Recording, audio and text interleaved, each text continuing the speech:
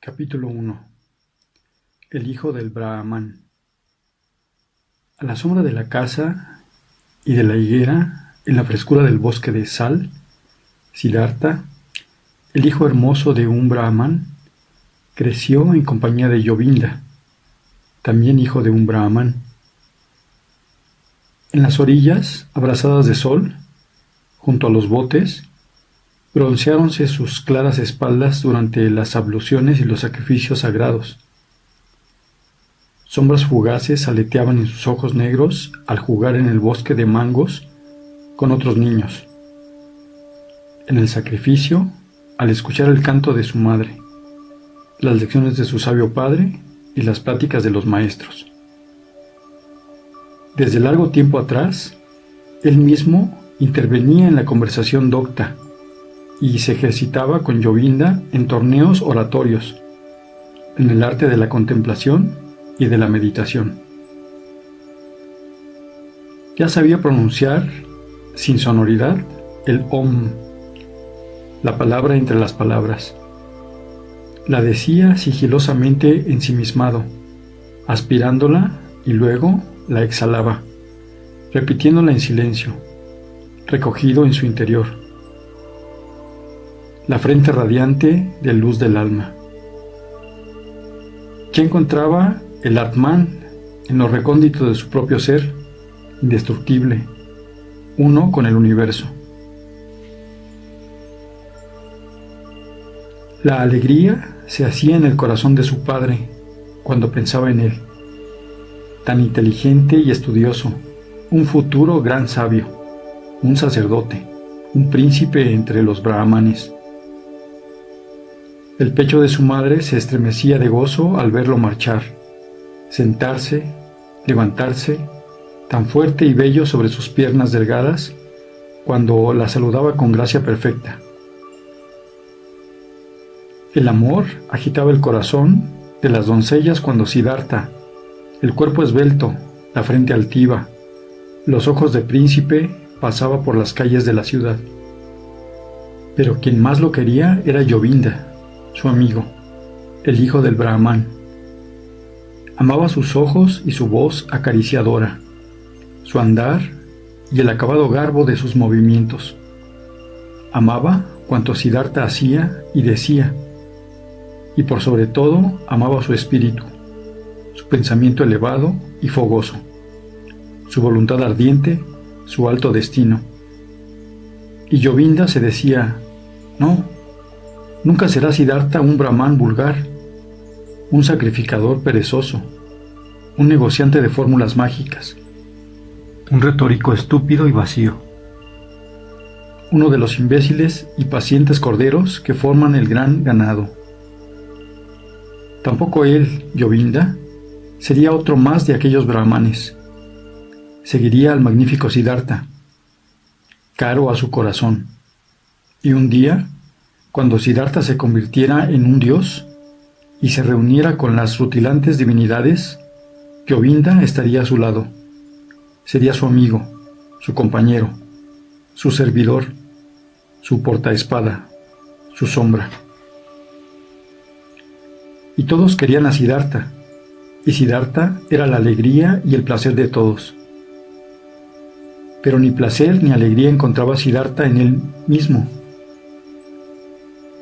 Paseárase por los senderos floridos del jardín de higueras o se sentara bajo el soto de la meditación, fuera a purificarse cada día en el baño expiatorio o sacrificara a la divinidad en el lóbrego bosque de mangos, él, cuyos gestos eran plena armonía y a quien todos amaban y se alegraban de ver, no llevaba felicidad en el arcano de su corazón. Las aguas del río traíanle sueños y pensamientos inacabables. El titilar de las estrellas, el ardor de los rayos del sol, la humareda de los sacrificios, el soplo misterioso de los versos del Rigveda, la ciencia destilada por los viejos brahmanes. Todas estas cosas movíanse en su espíritu e infiltraban inquietud en su alma. Siddhartha empezaba a sentirse descontento de sí mismo. Comprendía que ni siquiera el cariño de sus padres o la amistad de Yovinda harían su felicidad. Sabía que nada de ello lo calmaría o satisfaría para siempre sus afanes. Comenzaba a dudar de que su venerable padre y los otros maestros, sabios brahmanes, le hubieran comunicado la mejor y más importante parte de su sabiduría, de que hubieran ya vertido en su alma y en su espíritu todo el contenido de los suyos, sin poder colmarlos. Su espíritu se hallaba insatisfecho. Su alma no estaba serena ni su corazón tranquilo. Algo bueno hay en las abluciones, pero solo son agua y no purifican del pecado. No sacian la sed del espíritu ni curan la angustia del corazón. Los sacrificios y la invocación a los dioses eran excelentes, pero ¿es esto todo? ¿Traían felicidad los sacrificios? ¿Y de los dioses qué esperar? ¿Era en verdad Prajapati el creador del mundo? ¿O lo era el Atman? Él, el único, él solo.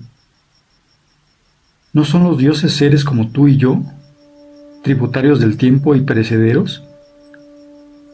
Y en cuanto al sacrificio, ¿constituía realmente un acto noble y justo? ¿El mejor y de mayores méritos? ¿A quién sacrificar además de a él? ¿A quién expresar veneración sino a él, el único, el Atman? ¿Y dónde habitaba el Atman? ¿Dónde encontrarlo? ¿Dónde palpitaba su corazón eterno?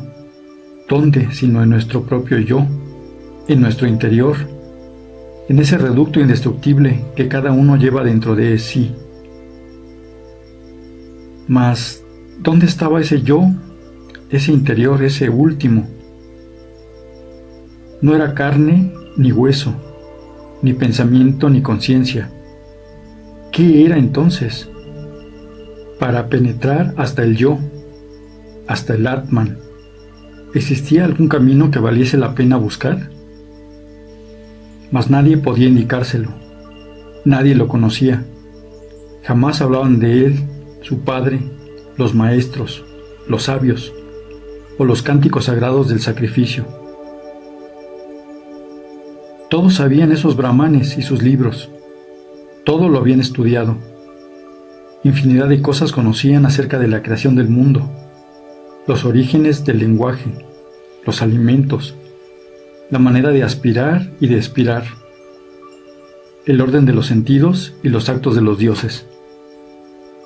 Mas, ¿de qué vale toda la ciencia cuando se ignora aquello que más importa en el mundo?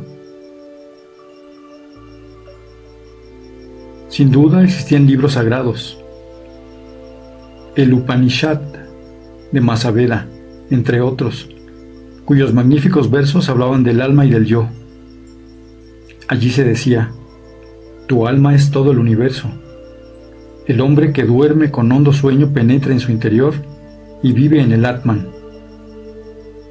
Sabiduría maravillosa la de estos poemas. Todo el saber de los más sabios, puro como la miel de las abejas, vertíase allí en palabras mágicas. No, por cierto que no era de desdeñar el cúmulo enorme de conocimientos que generaciones incontables de brahmanes produjeron y guardaron preciosamente. Pero ¿dónde estaban esos brahmanes y esos sacerdotes? ¿Dónde se escondían aquellos sabios y penitentes que a más de saber vivieron su ciencia? Aparte de su padre, el hombre puro, el más erudito y digno de veneración, Siddhartha conocía a muchos respetables brahmanes. Admirable era este padre de porte digno y sereno, de vida casta, de palabra plena de prudencia. Solo pensamientos delicados y grandes alentaban bajo su frente. ¿Era feliz, empero? ¿Había paz en su corazón? ¿No se contaba también entre aquellos que buscan, entre los sedientos de verdad? ¿No le era menester fortalecerse de continuo en las fuentes sagradas, en el sacrificio, en los libros santos y en conversaciones con otros brahmanes?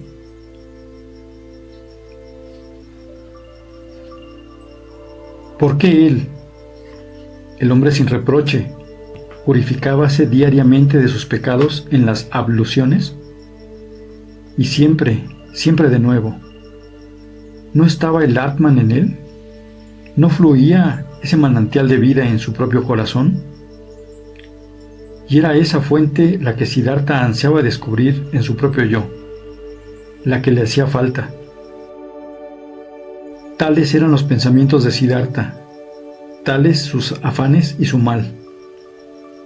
A menudo, en confidencia consigo mismo, repetíase las palabras de un Chandogya Upanishad. El verdadero nombre de Brahma es Satyam, y quien lo conoce entra cada día en el mundo celestial. ¿Cuántas veces habíale parecido cercano este mundo? Jamás, empero, le fue posible alcanzarlo. Jamás pudo calmar toda su sed, ni siquiera entre los más sabios de los sabios que conocía. Sus maestros, halló uno que se hubiera elevado, uno que hubiese saciado esa sed que nunca acaba. Yovinda, dijo Siddhartha, Yovinda, mi muy querido, ven conmigo bajo el banano, meditaremos. Sentáronse a la sombra del árbol, Siddhartha al pie y Yovinda 20 pasos más allá. Ya era tarde y la hora de proceder a la ablución vespertina había llegado. Llamó a Siddhartha por su nombre. Siddhartha no respondió. Abismado en su alma, la mirada inmóvil en un horizonte muy lejano, la punta de su lengua asomaba entre los dientes. Hubiérase dicho que no respiraba. Permanecía sentado en actitud de profundo ensimismamiento, entregado a Om, el alma lanzada, cual una flecha, hacia Brahma.